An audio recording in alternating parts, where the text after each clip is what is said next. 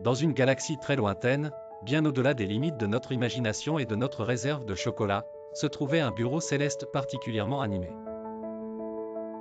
C'était la guerre des étoiles, non pas la célèbre saga de science-fiction, mais bien un conflit entre les astres angéliques et les étoiles déchues.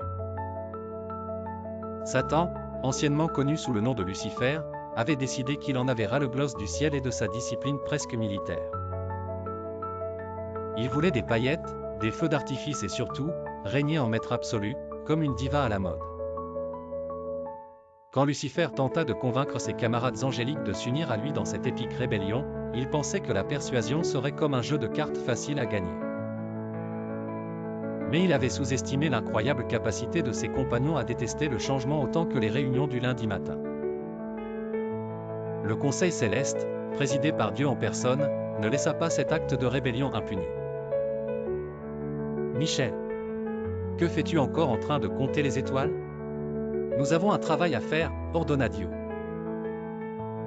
Michel, l'archange, se leva de son nuage préféré, où il s'était discrètement endormi, disgrâce acceptable divinement, et s'éclaircit la gorge avant de dégainer son épée.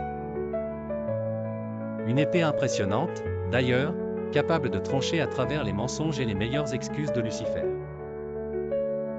Une guerre éclata, emplie de feux d'artifice lumineux improvisés et de chorégraphies dignes d'un ballet céleste. Michel, tel un super-héros avec des ailes, mena les forces loyalistes contre Lucifer et ses rebelles remues.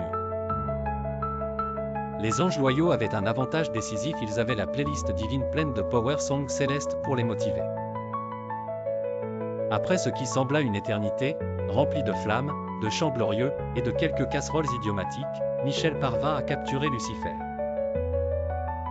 En faisant un speech victorieux digne d'un héros de film hollywoodien, sans la nécessité de lunettes de soleil car le soleil, c'était un de ses potes, Michel expulsa Lucifer du ciel.